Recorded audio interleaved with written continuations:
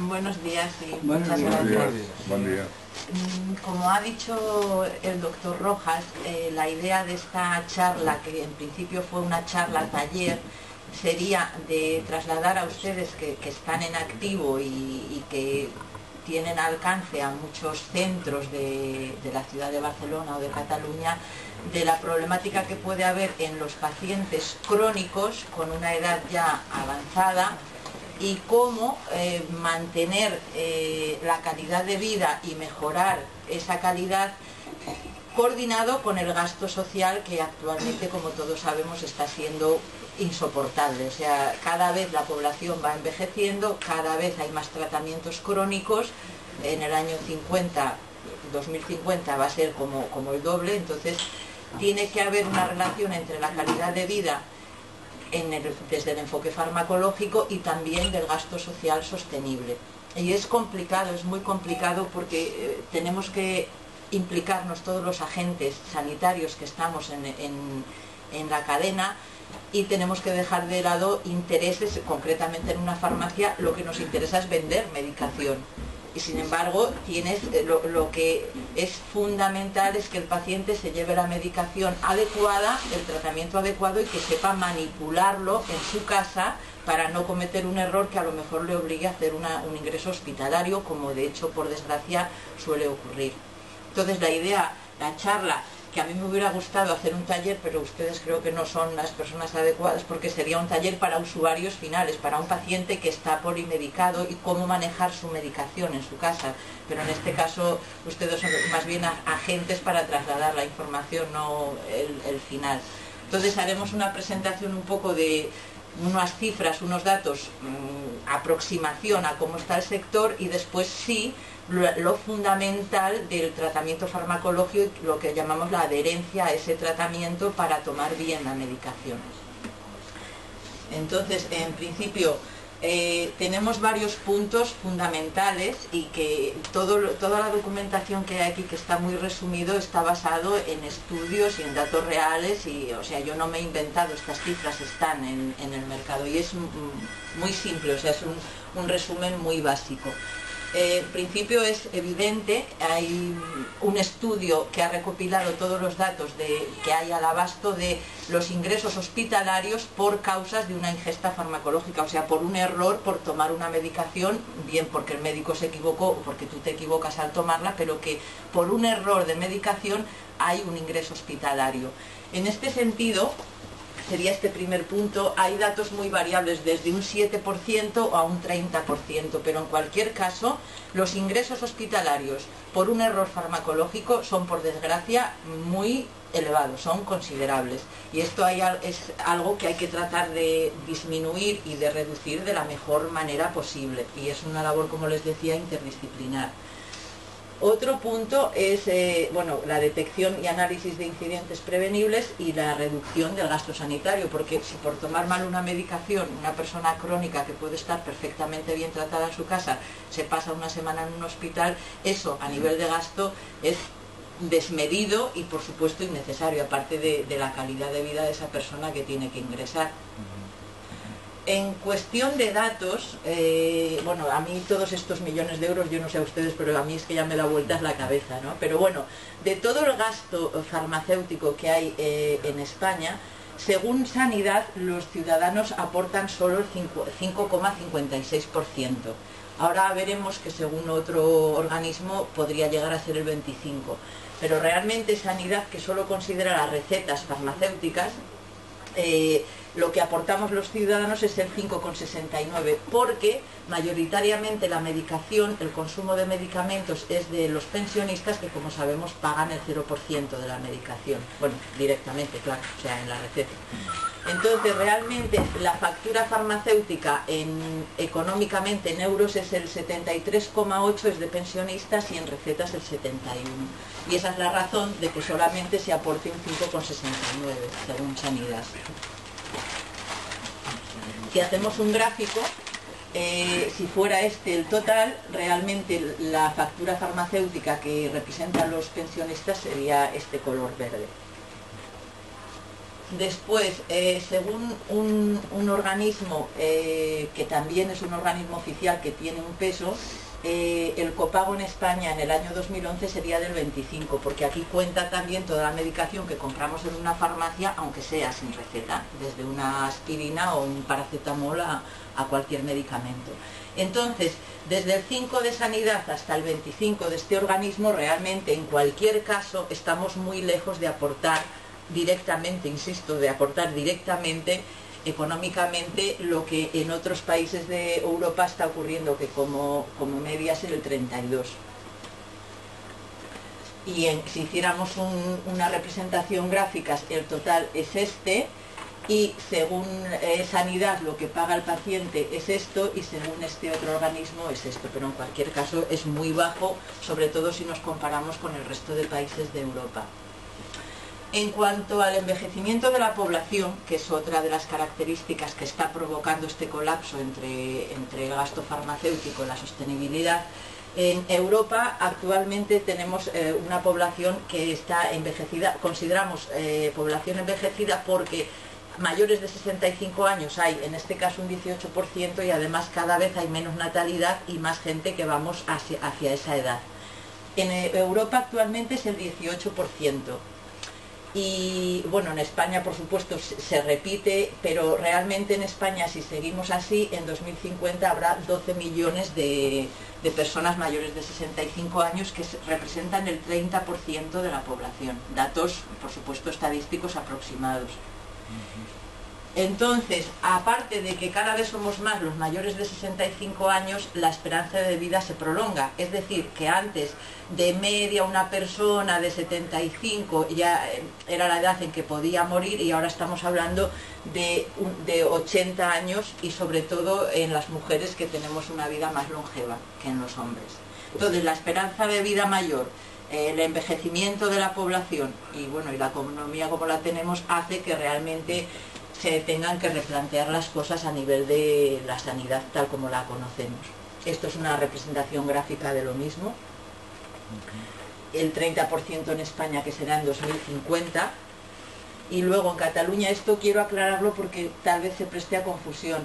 No es que el 56,9% sean población mayor de 65 años, sino que desde el 81 hasta el 2000, en estos 20 años, la población mayor de 65 años se ha aumentado en un 56,9%. No que sigue siendo, actualmente estamos en una media del 18 en todos los países de Europa. Y aquí es donde creo que los farmacéuticos, la parte sanitaria asistencial, podríamos colaborar, y se trata de la adherencia a los tratamientos crónicos. Es fundamental, según la Organización Mundial de la Salud, el que una persona lleve bien ese tratamiento crónico en su casa de medicación es fundamental para mantener la calidad de vida y la sostenibilidad del sistema, y es lo que llamamos la adherencia al tratamiento. Entonces, el que no se haga, el que no se cumpla, que por desgracia suele ser bastante habitual, incide, por supuesto, en la parte económica, por supuesto, pero también en la clínica y en la calidad de vida de esa persona. Y bueno, esto es obvio, ¿no? Que el hecho de que una persona no se medique bien, pues puede acabar en ingresos, reingresos, y al final, pues posiblemente una pérdida importante de calidad de vida. Y aquí, para mejorar esta adherencia farmacológica, hay una serie de puntos que se podrían cuidar, y en esto sí que, por suerte, yo por ejemplo tengo experiencias muy gratificantes de ver cómo una persona que está fatal y que dices, no entiendo, qué es lo que le pasa a este señor, si tiene toda la medicación para los males y tal, y realmente el no tomar bien esa medicación periódicamente, lo correcto, cómo incide de ver que está fatal, que la tensión se le dispara, que ingresos hospitalarios, a ver cómo se estabiliza y lleva una vida bastante normalizada. Yo tengo la satisfacción de ver cómo cambia de estar muy mal y decir, este hombre se va cualquier día, a ver cómo vive normalmente, y dices, no me lo puedo creer. Al cabo de unos meses, otras cosas no se pueden resolver, pero esto sí. hay una serie de puntos que son básicos, que son de lógica, pero que a veces se nos pierden. Hay puntos que te pierdes si no lo haces bien, o alguien en el circuito no lo hace bien. Entonces, lo primero, una prescripción razonada. Este punto es muy importante y me consta que en esto se está trabajando mucho actualmente. Cuando pones una serie de medicamentos a ese paciente, tienes que hacerlo de forma razonada, coherente, lógica. No se le pueden, o sea, una persona no puede tomar 15 pastillas al día de por vida, porque algo no funciona. O sea, de hecho, una cosa es que estés polimedicado porque necesitas tratarte los niveles de colesterol o la tensión o el corazón, y otra cosa es tomar tres medicamentos para cada patología. Entonces, ahora están tratando de reducir el número de pastillas diarias y ver la manera de confluir, o tal vez con una dieta. O sea, hay cosas que pueden resolverse de otra manera que no sea a base de pastillas. Entonces, la prescripción razonada es el primer punto, que es fundamental y que tal vez en los últimos años se ha dejado un poco de lado, y receta, o vas a un médico de cabecera y te receta un medicamento, y vas al especialista y te receta otro que es lo mismo pero con otro nombre, y entonces por la falta de comunicación tú tomas el doble de medicación. Esto ocurre mucho más de lo que se puedan imaginar. Eso no puede ser, o sea, no tiene ningún sentido. Minimizar el número de fármacos prescritos y simplificar la pauta posológica.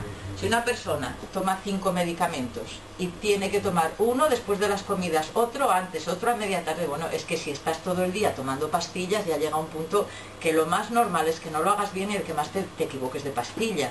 Entonces, ha de procurarse que el número de fármacos sea el adecuado, y que la pauta posológica, el cuándo lo tomo, sea lo más razonable posible para que se tome bien cada día, todos los días, no el primer día que te lo explican.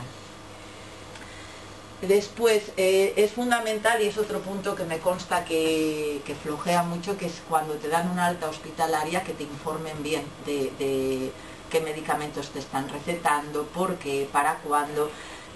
De hecho, normalmente cuando hay una alta hospitalaria, el familiar y el enfermo están alterados, están nerviosos, y si no te tomas el tiempo suficiente para explicar bien qué vas a hacer, qué vas a tomar, pues de hecho llegan a la farmacia, no sé, con un montón de recetas, dime, explícame tú. Y dices, bueno, ¿dónde está el informe médico? O sea, yo hasta un punto puedo esforzarme, pero hay cosas que no sé tampoco.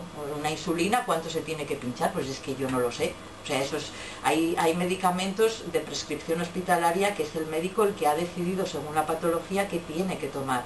Entonces, a mí me ha ocurrido también más de una vez coger el alta hospitalaria y llamar al médico, a la enfermera, y decir, mire, tengo a este paciente aquí, me está preguntando. Entonces la información que me explican yo la traslado, escribirlo, en fin, ver la manera de que esa persona, cuando se va a su casa, después de estar tratado en el hospital, tenga claro qué tiene que tomar y sobre todo por qué, porque tontos que yo sepa no hay nadie, o bueno, somos todos tal vez un poco, pero a la gente ha de explicarse las cosas en la medida que te puedan entender y de la mejor manera, pero siempre hay una manera.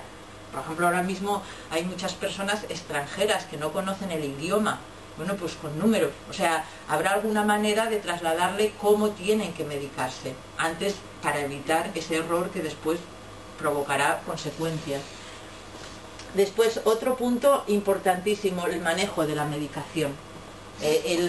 O con calendarios, o en las cajas escrito, o de alguna manera la persona ha de tener claro cuándo tiene que tomar esa medicación y cuál es la caja que toca, o sea, cuál es el medicamento que toca. Y también mejorar la interacción entre el cuidador y el paciente. A veces, si las personas mayores están en manos de alguien, de un cuidador que viene por la mañana de 10 a 12, pues si no tiene claro, o sea, a lo mejor la persona que tiene que tomar la medicación sí que lo tiene claro, o en la farmacia, o su hija, pero si quien tiene que manipularla no lo sabe, pues también es otra fuente de error que hay que procurar evitar. Y con estos puntos que son complicados, o sea, no es tan fácil, pero cuidando uno a uno estos puntos, que es toda una cadena donde estamos implicados todos, el paciente, el cuidador, el farmacéutico, el auxiliar, la enfermera, o sea, toda la cadena, con estos puntos se mejoraría muchísimo la calidad de vida del enfermo. Y o sea, yo más que el gasto farmacéutico tendrá que ser el que sea, y habrá que pagar lo que sea, porque es fundamental, pero no el derroche. O sea, no un exceso que no es necesario ni beneficioso para nadie. Después es fundamental realizar un seguimiento. Una cosa es que un día te dan un alta, un día te detectan que tienes un problema de corazón y tienes la medicación, pero luego hay que continuar, hacer un seguimiento para evitar que no se haya malentendido algo en algún momento, que se haya roto esa cadena y que continúes haciendo algo mal y nadie se entere. Y en las personas de mayores de 65 años es muy importante intervenir en las barreras que puedan tener, porque puede ser que tengas dificultades cognitivas, que tus manos no, por ejemplo, a veces abrir los blisters de medicación es complicado, o problemas de tragar. Si no puedes tragar bien, no se te pueden recetar pastillas, hay que buscar otra manera de darte la medicación. Entonces es muy importante incidir en todas las barreras que puede encontrar una persona mayor de 65 años. Y otro, aparte de lo que deberíamos hacer todas las personas que nos implicamos en la cadena asistencial, también están una serie de recomendaciones para el usuario final, para por su parte tener claro qué medicación toma, por qué la toma y ser responsable de esa medicación y cómo va a hacerlo de la mejor manera, sobre todo por su propio interés de calidad de vida.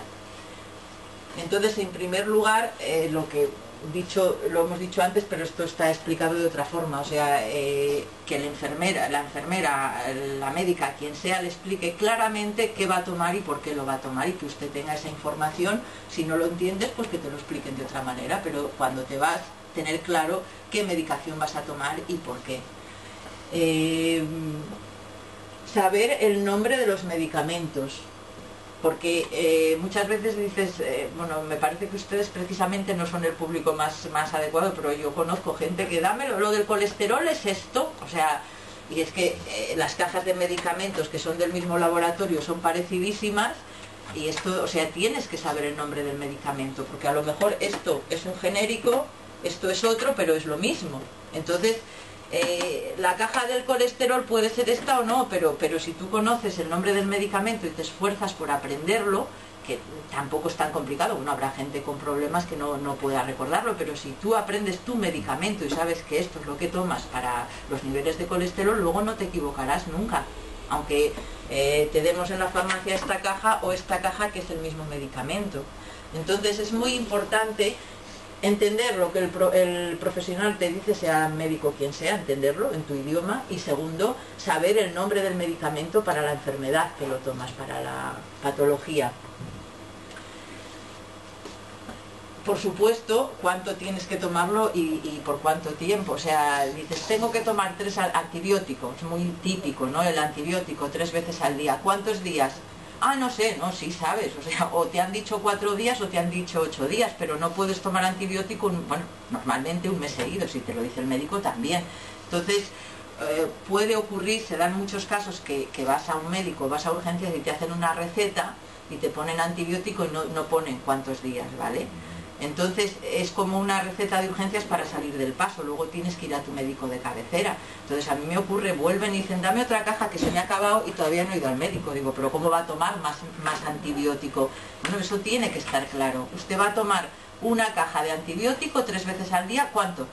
8 días, 7 días, y eso te lo tienen que dejar muy claro, porque a lo mejor también hay veces que se toma un mes entero, pero entonces también tendrá que estar especificado. Y es frecuente que a la farmacia vuelva la persona a pedir más, hasta que va al médico, bueno, en fin, toda esta burocracia que tenemos. Entonces no se puede tomar un antibiótico un mes porque sí, o a veces corticoides porque tienes un problema inflamatorio y te recetan los corticoides que tomas, un cuarto de pastilla, media pastilla, una pastilla, y luego vas bajando la dosis. Pues es que si se toma 7 días son 7 días o 10 días, pero luego no se toma más. Entonces, ¿cuánto tomo? ¿Cómo lo tomo? ¿Y cuántos días lo tomo? Es algo fundamental, y eso ustedes como responsables, o bueno, el paciente que lo vaya a tomar, como tiene que ser responsable y saber que te lo escriban, en fin, que tú tengas claro cuando sales de la consulta por cuánto tiempo vas a tomar ese medicamento.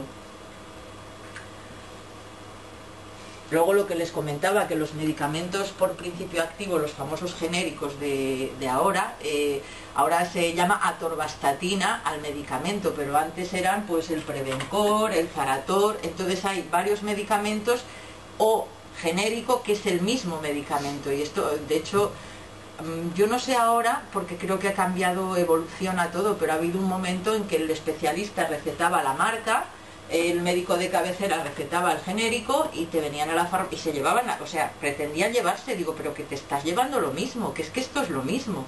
Entonces, como no hay a veces comunicación entre los especialistas y el médico de cabecera, si cada uno te receta una cosa, tú te tomas todo para por si acaso. Yo tengo el caso hasta de 4 marcas diferentes. Una persona venía y decir, ¿me explicas por favor? Con una bolsa y ver que tenía 4 medicamentos que eran lo mismo. Y o sea, esto no puede ocurrir, y en eso por supuesto nos equivocamos los profesionales, porque si yo en la farmacia voy y le doy todas las recetas para ingresar dinero, pues mira qué bien, pero es que nosotros podemos advertirlo, pero también si una persona, el que toma el medicamento, el paciente, se entera bien y lo tiene claro, no tiene por qué ocurrirle.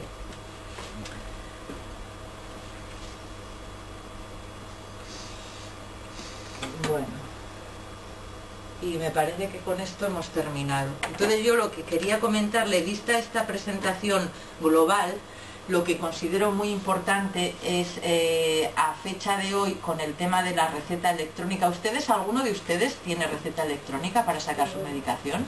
Vaya, pues tienen un aspecto muy sano, perdone que le diga. Yo estoy mal. Todos somos polimedicados. ¿Sí? Si tiene botiquín.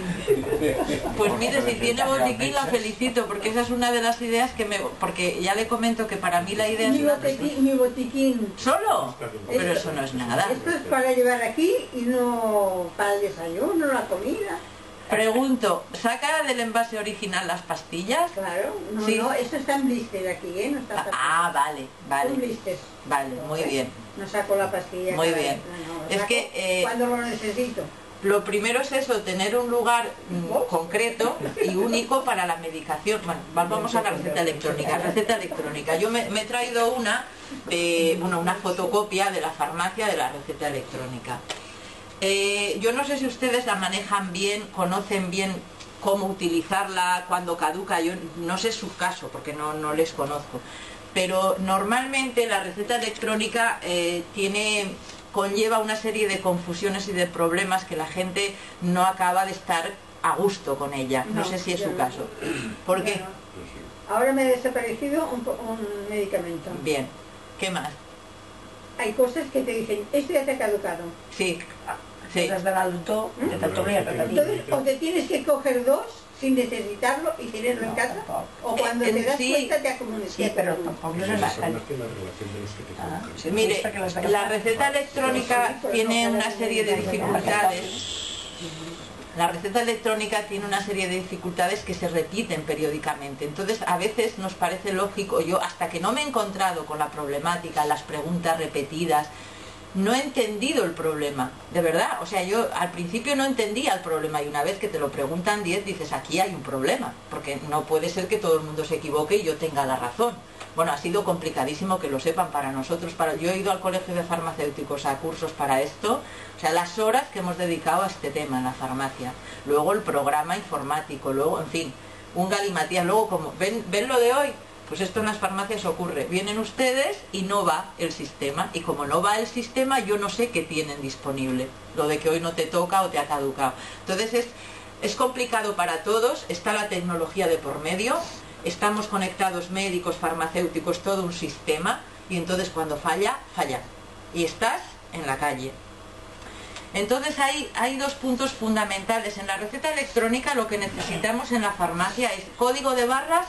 Es la receta, y el código de barras tiene una serie de números que va aumentando receta a receta, y aquí a la izquierda están sus datos, el CIP, la tarjeta sanitaria. Los datos de la tarjeta sanitaria están en este lado.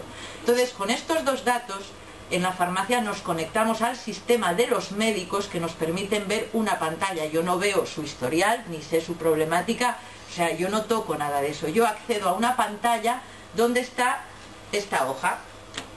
sea, yo entro en una pantalla donde está toda su medicación, pero no como se ve aquí en el papel, sino lo que está disponible ese día. ¿Por qué? Porque si de imaginemos la simvastatina para el colesterol, un paciente toma una al día, la caja tiene 28. Entonces el médico es un programa que se lo calcula, si de receta prescribe una caja de 28, pues esa simvastatina, si está hoy disponible día 1, hasta el día 28 tiene disponible esa caja, y solo esa caja. Ahora imaginemos una caja de 28 pastillas también, pero que toma 3 al día, pues entonces cada 10 días tendrá una caja nueva. ¿Qué pasa? Que cada medicamento tiene su prescripción, su posología, cuántas pastillas toma al día, por lógica, o sea, matemática. En las cajas se acaban antes o se acaban después. Entonces usted tiene disponible hoy la simvastatina y mañana tiene el paracetamol y dentro de 4 días la insulina, porque cada medicación, en función de lo que hay dentro de la caja y de cuántos toma al día, tiene su curso. Entonces, ¿qué ocurre? Que antes se llevaban todas las recetas de una vez y ya sabías que cada mes o cada 2 meses volvías. Y ahora, realmente, para cogerle el truquillo, tienes que buscar una fecha donde te va a coincidir casi todo o todo, y si no, te toca ir a la farmacia cada 4 días a buscarlo. Este es un problema que se puede resolver en gran parte, y que a lo mejor a los farmacéuticos, a los negocios, o sea, a la farmacia no le interesa resolver, porque tú vienes, te doy todo, vuelves, o sea, cuanto más confundido tú estés, más te doy yo todo lo que sale. Hay gente que te dice, no me des esto que no lo tomo, o no me des esto porque, por ejemplo, el caso insulinas, que es un medicamento que vale 50, 100 euros cada caja de insulinas. Pues la persona que lo usa, que sabe que se pone 25 mililitros, o sea, la persona que lo usa sabe lo que le dura cada bolígrafo, o sea, la insulina son bolígrafos que te pinchas, vale. Entonces, que a la insulina el médico no puede llorarla, el médico tiene que recetar insulina para que a usted no le falte nunca. Ahora, en usted está el decir, oye, no me des que tengo una entera y la que estoy usando, una caja entera. Esto suele ser bastante habitual. ¿Qué pasa? Que a mí me interesa, sinceramente no es mi caso, pero bueno, mi negocio es la farmacia y a mí me interesa darte esa insulina que yo facturo 75 euros. Entonces, yo tengo tratamientos de gente que le preparo la medicación en la farmacia que dice, no, insulina no me des que tengo 6 cajas en casa. Dices, ¿cómo puedes tener 6 cajas en casa? O sea, ¿para qué quieres 6 cajas? Si con un poco de mala suerte te la cambian y ya no las necesitas más y las tienes que tirar.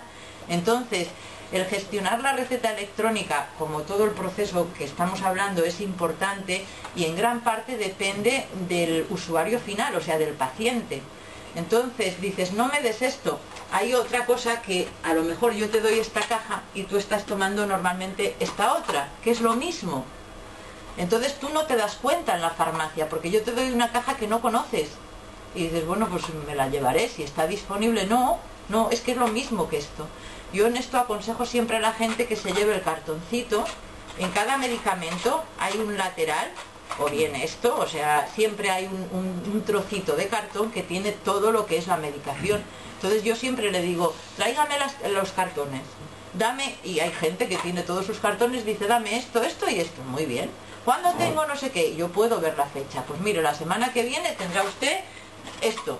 Y tú te vas llevando tu medicación, gestionas la medicación y sabes lo que estás usando, que es importante. Otra cosa es gente que no puede. Yo también comprendo que hay gente que no tiene la cabeza. Bueno, pues déjame que yo te ayude. O sea, hay que ver la manera de ayudar a la gente y de, por supuesto, dar una asistencia y hacer negocio también, pero negocio con el medicamento que se necesita, no con el que no se necesita, porque eso es pan para hoy, hambre para mañana. O sea, entonces, la receta electrónica está muy bien pensada porque evita duplicidades. Aquí no puede haber duplicidades, no puede haberlas, o sea, es el médico de cabecera donde confluyen todas las medicaciones de esa persona. Evita en gran parte el que tengas medicamento acumulado en casa, que también evita que lo tengas caducado. ¿Cuántas veces tienes una caja caducada y resulta que coges la caducada en vez de la última que te han dado en la farmacia por tener tanta medicación? Pero es muy importante saber gestionarla bien, tener una ética y una postura y unos principios, por supuesto, en este caso el farmacéutico, y poder explicar a la gente de alguna manera cómo usarla, cómo funciona. Usted, señora, que me decía que te dicen, te ha caducado. es que normalmente... No, a mí la medicación no me caduca. No, la fecha, que está caducada, porque lo ha programado para 6 meses, digamos, o sea, hay medicamentos, aquí arriba está la fecha en que han hecho la receta, ¿vale? La receta está hecha de noviembre del 2011. Lo que pasa es que cada día no vas a mirar lo que necesitas. Sí, sí. Esto es lo que te pasa. Sí, sí. Porque el farmacéutico ya me lo pone bien, ya me pone esto tal día, pero lo que yo no estoy es para ir a mirar cada día la receta. Sí. Yo con las recetas normales, cuando tenía el último blister, me iba a la farmacia y cogía otro. Yo y ahora a veces tengo que tener 2 para evitar quedarse para evitar quedarme sin. Yo le doy un truco: cuando te quedan 4 o 5 pastillas en la caja, seguro que ya tienes disponible otra caja en la farmacia. Yo siempre se lo digo a todo el mundo. Pero es que no siempre estás mirando lo que tienes. Vale. Yo tengo las cajas allí, tengo los blisters aquí, sí. Las cajas allí. Cada día no vas a mirar lo que necesitas. Pues tú sí, porque no parezcas de verdad, pero per mi no. Jo prenc 14 pastilles diàries. Bueno, perquè tu ets més llest que jo. Però la farmàcia... Bueno, però tu ets més llest que jo, que vols dir? Fa una relació en la qual mi diu a l'inici i al final. Sí, sí. Això és tothom. Pues ya está. Pues no está. Yo además busco una fecha, o sea, la gente dice, dame una fecha próxima, y pongo arriba la fecha próxima. Pero cuando de las pastillas coges una cada día, menos sábado y domingo, que tomas 2. Ya está. El médico esto no te lo puede programar en la... Sí, debería, es el único que puede. Pues esto no te lo pone. Te pone casi más de lo que necesitas. Te pone una caja más de lo que necesitas para que no te pase esto. Entonces tienes más pastillas en casa.